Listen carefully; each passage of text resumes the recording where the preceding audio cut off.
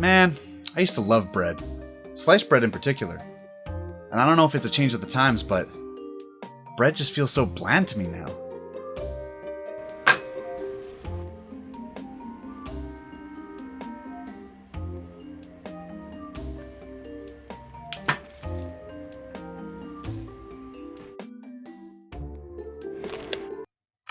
Oh my god.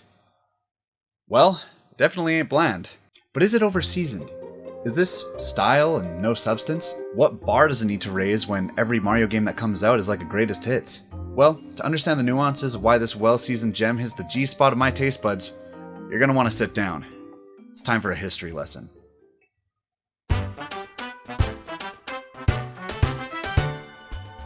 Do I even need to give an introduction as to who Mario is? He is Mr. Video Games, Mr. Nintendo, the savior of sore thumbs, the Jesus Christ of geriatric gamers. Super Mario Bros. 1, 2, 3, World. Banger after banger with sleeper hits like Super Mario Land, and sequels turned spin-offs like Yoshi's Island and Wario Land. It's with no argument that Mario dominated the 80s and 90s, with tight platforming, memorable tunes, and whimsical lands. But then, in 1996, something happened. With the inception of 3D games, there was a shift in respect for 2D games that can still be seen to this day. People were still debating this as little as 2 years ago with the release of Metroid Dread. Shit, as little as 1 month ago with the release of Sonic Superstars. The idea is that a 2D game, because you can't run around in full 3D, shouldn't be the same price as a 3D one.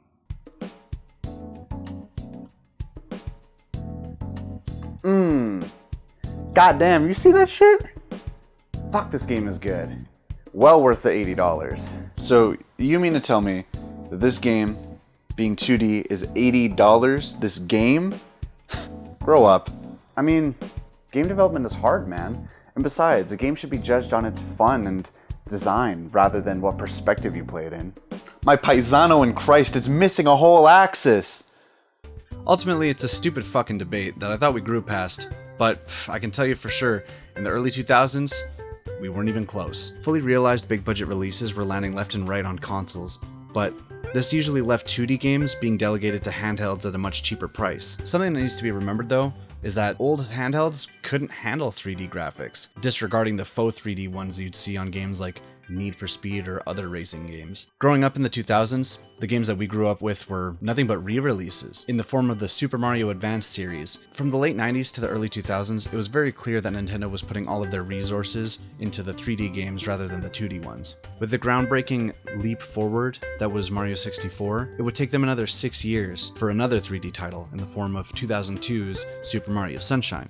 But at this point, we were seeing a dynamic change in the handheld console market, as in 2004 with the release of the, at the time, totally not successor to the GBA, the Nintendo DS, one of its launch titles was a remake of that groundbreaking 3D debut in the form of Mario 64 DS. Even still, the DS wasn't selling nearly as much as Nintendo had hoped. They needed something safe yet memorable. They needed a system seller, fresh yet classic, and there was only one man for the job. Mario. Again. But when you have such a prestigious mascot and hold such a high quality standard, how do you reintroduce audiences to a more antiquated format?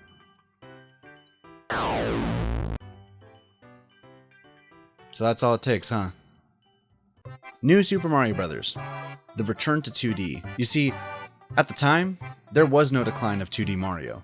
Honestly, to this day you could still argue that there hasn't been, but we'll get into that more. At the time though, 2D Mario didn't decline. There was just a shift in focus to 3D as we thought that was the future. But Nintendo headed back in that direction for a couple of reasons. As mentioned before, handheld consoles had started to get its footing in computing 3D environments, but there were some limitations, and this left 2D games with a home still. That plus the success of the Mario Advance series on GBA meant that Nintendo knew there was a market there. And lastly, nostalgia's a bitch. So in 2006, we were reintroduced to 2D Mario. You take the tried and true Super Mario Bros. Format, you add a new coat of paint, wireless play, tons of minigames, and a new Mega Mushroom gimmick. Yeah, you got a recipe for big bucks. All while selling it on a goddamn money printer? Yeah, this thing had to get a sequel. And that sequel we did end up getting, just a mere 2 years later with the release of New Super Mario Bros. Wii. After coasting off of the success of not only one, but 2 New Super Mario Bros. Games, surely it was time for the third entry, New Super Mario Bros. 3D. Yeah, it was, I guess this is the sequel. New Super Mario Bros. Wii just didn't happen. Doesn't count. This still seems like a bold naming choice, but it wouldn't be the first time that Nintendo decided to back away from gold. Speaking of gold, that was this game's gimmick. Not only at the time was the 3DS struggling to get its feet off the ground, but also the marketing and gimmick for the game weren't that great. You see, with New Super Mario Bros. On the DS, the whole gimmick was Mega Mushrooms. Bigger and better this time. But New Super Mario Bros. 2, their gimmick was get the gold? It wasn't like there was a real reason for it other than just saying that you did it.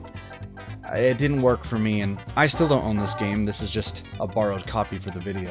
Not to mention we're on the third entry in 8 years. The whole new shtick, it's not really new anymore, is it? And at this point, we are at an impasse. Only a mere 6 to 7 months later, we got the next title. New Super Mario Bros. U. And a year later, New Super Mario... New Super Luigi U. The bros is crossed out. And trust me, as the Wii U guy, this console was not a money printer. Now, to be honest, I've never actually played New Super Mario Bros. U. I ended up buying New Super Luigi U, and actually enjoyed it as there was a little more challenge with the timer being smaller and Luigi's different physics. Plus, you can play as Nabbit, Purple Bunny. Also, the most important feature of all, the case is green. And finally, we got the third re-release of New Super Mario Bros. U in the form of New Super Mario Bros. U Deluxe on Nintendo Switch in 2019. Really, we can just say thanks for Bowsette. And that's sort of where the story of 2D Mario ends, not including Mario Maker and Mario Maker 2. Full 2D releases ended at 3 re-releases of New Super Mario Bros. U, the worst performing game in the franchise. The mainline big budget ones. RIP to Mario 35 as well. Now, of course, I don't have the time today to go into all the nuances of each New Super Mario Bros. Game. They do have their own little unique attributes to them, but those would be saved for another Danno Logs in the future. I mean, you take a look at the box, the gameplay, the music, you would not be able to pick these games apart, aside from the handheld's limited graphics. It is clear to see that at this point, the series had reached stagnation. And to me, stagnation is equivalent to flatlining, which means death, which means decline. That's a stretch, but you get the idea. 2023, 4 years later, after Super Mario Bros. U Deluxe, and 11 years after the original release of New Super Mario Bros. U, we had hope. And on June 21st, 2023, we finally got the reveal of the next installment of 2D Mario. Super Mario Bros. Wonder. The latest and greatest revamp of 2D Mario as we know it. I was so hyped, that shit brought me back to YouTube. There's no other way I could say it. I was in awe. A brand new inspired look, new power-ups, new voice actors, voice acting, playable Daisy for the first time, nigga? Mario does drugs? Throughout the trailer, I couldn't help but question one thing. When will this work of art be in my hands? And finally, the time is here, and the game's been out for like a month. If you've already played the game and you love it, hey, join in on the circle jerk. But if you haven't played the game yet, you're wanting to get it for someone for Christmas, or for yourself, you want to ask for it for Christmas, or you're just still on the fence about whether or not this game is for you, well, allow me to bring you to my side of the fence.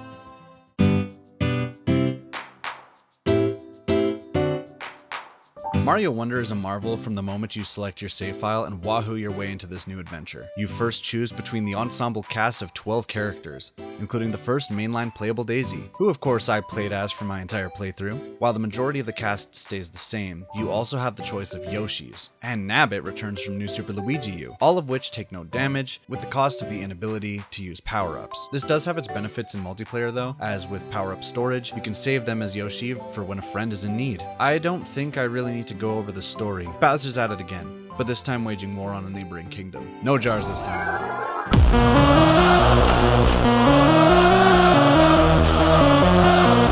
Course 1, Welcome to the Flower Kingdom, is your standard opener. Beautiful, magnificent scenery of giant flower trees and pipe-shaped mountains stretching along the horizon. But let's bring things in a bit closer. Your first obstacle is this flower. Don't stare too long though, or else he'll bombard you with a sneeze attack. Am I allergic to me? You head forward and have the Mario staple, brick blocks, and a question block in between. For baby's first Mario, this is the usual design trope that quickly teaches the player what to look out for, and rewards them for their explorative nature. For a veteran like me though, this is just lunch. What's different here though, is right before this is a blue bulb-like object floating there. Jump up and touch it, and once again your curiosity is rewarded, this time with a new path. This is a teaser for what's to come later in the game. After passing by more friendly flowers and Goombas, you find yourself at yet another set of blocks. Above you, a question block, and below you, brick blocks with a new purple coin collectible to grab. You can ground pound here, but this alone won't get you a coin. By instinct, you'll probably jump for the question block. Enter Elephant Mode, the latest power-up that, while making you colossal, gives you the ability to swing your trunk at enemies and objects, and store water in it. This is taught to you instantly with this giant fountain and pipes spewing water, with flowers begging to be soaked. Thirsty motherfucker. You stomp along a string of pipes where you're introduced to this game's psychedelic new gimmick, the Wonder Flower.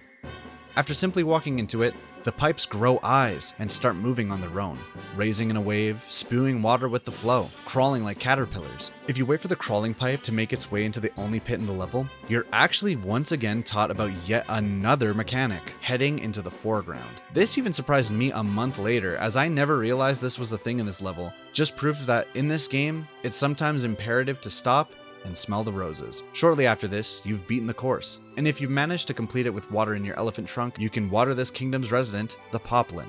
Daisy just squirted on the fucking flower person, sorry. A simple yet great introduction. Initially, I thought, well, that was wholesome. Let's see what other unique ideas they can dish up with the Wonder Flower. And immediately the game responded in all caps. This next stage, to me, was proof that this game was going to be a masterclass of eccentricity. A game filled to the brim with curveballs, smacking me in the face, leaving me with a punishment kink, making me beg for more. Ladies and gentlemen, piranha plants on parade. This level starts you off in front of a piranha plant. Fitting.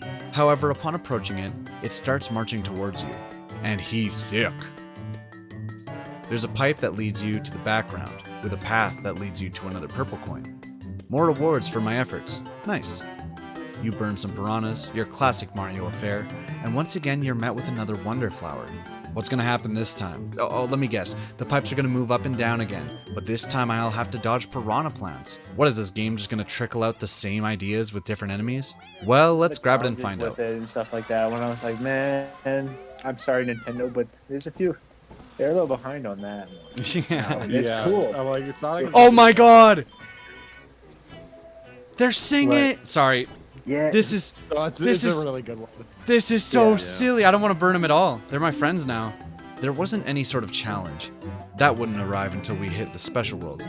But god damn, this game put a smile on my face with that twisting of my expectations that, in the moment, set the stage for what wacky hijinks would ensue for the rest of the runtime.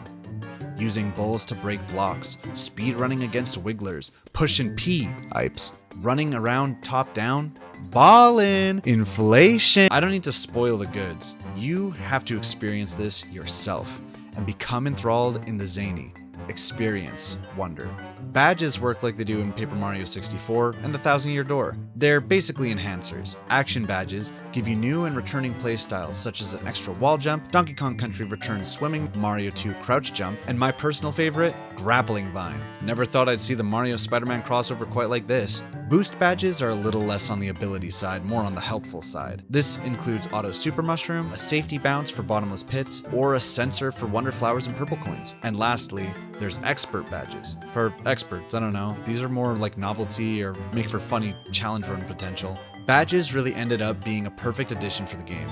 cater to Mario fans new and old. And I really do hope that they become a mainstay in Mario games moving forward, especially when you take into consideration the levels centered around them that are not only fun, but are a brilliant teacher for mastering each badge's utility. Now, I've already delved into my first impressions of the art style and animation in my other video back in July. Check that out if you want to hear us gush about that more. What I really appreciate is the clean as fuck UI. Through the plus and minus button, you can choose characters, courses, badges, and view your standee collection. Even easier, you can hit the R button to quickly equip a badge. At the tap of the L button, you can easily see what stages you have yet to beat, what collectibles you have yet to collect, or what stages your friends are in. Which leads me to the next thing that must be highlighted, the multiplayer experience like none other.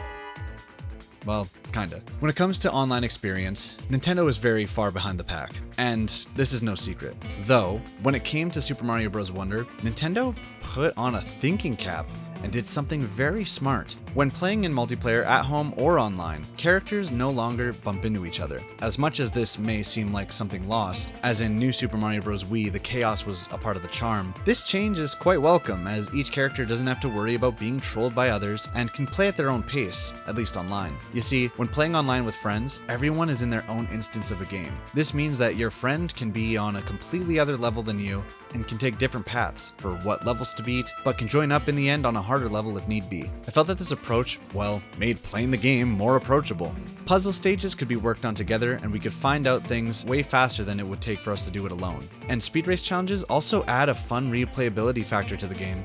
For me, online was what made this experience, as me and a rotating cast of my friend group took on the entire game together, reacting to the spectacle of each stage all the way up until the finish. Oh! What the fuck is this one? Hey.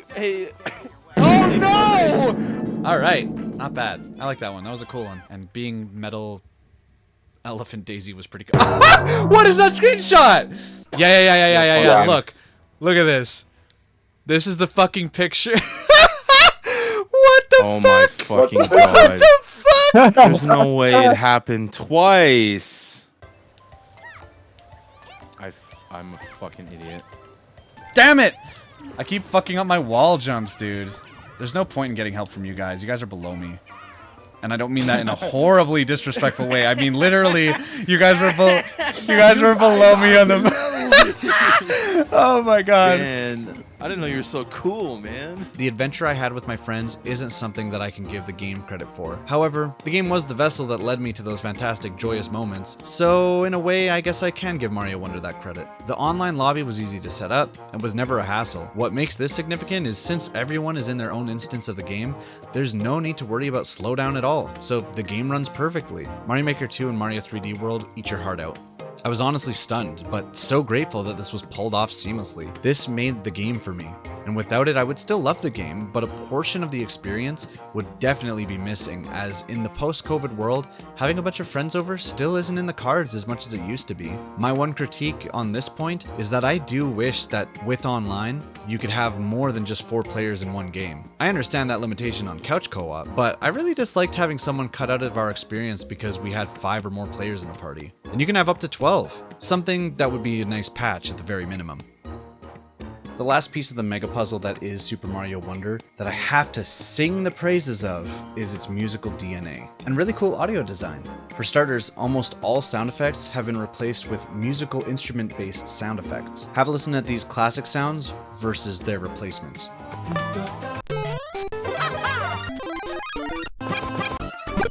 Music changes when in elephant form, as horns and brass are introduced to the mix.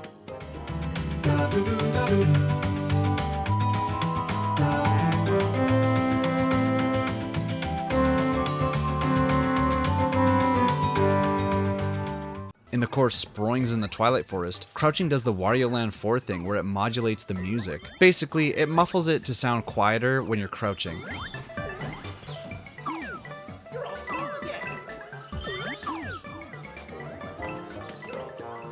I seriously have not seen this since Wario Land 4, so this was a really nice touch. This is not mentioning all the levels based around rhythm and music.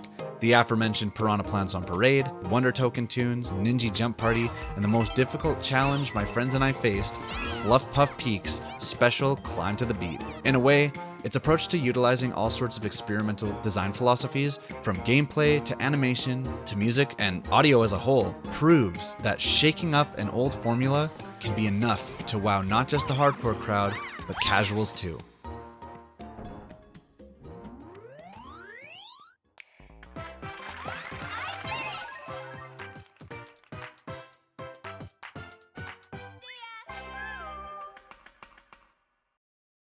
And that's to say, this game does everything it tries to do extremely well. Expect to see an idea in a level, maybe see it improved on far in advance later in the game, but don't expect a whole world out of one gimmick. You're gonna see several different gimmicks throughout the entire experience. The game's more interested in each level having an awe-inspiring psychedelic experience than drawing up the same idea for a whole world or slew of levels.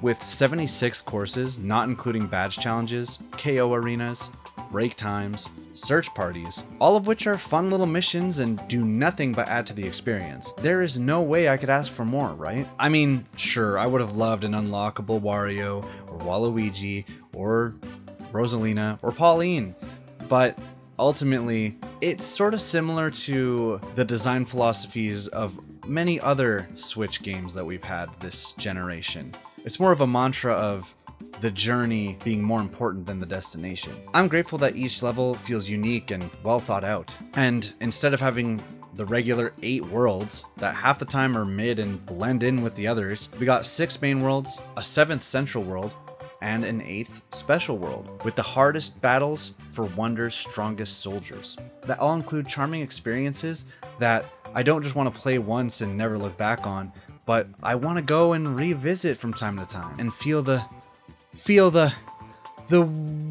whimsy that I felt the first time I played it. Like a ride at Disneyland. I think a part of the reason why I don't feel let down by Wonder's endgame content is because, honestly, I've only beat about 2 other 2D Mario games before this. New Super Mario Bros. On the DS, and New Super Luigi U for the Wii U.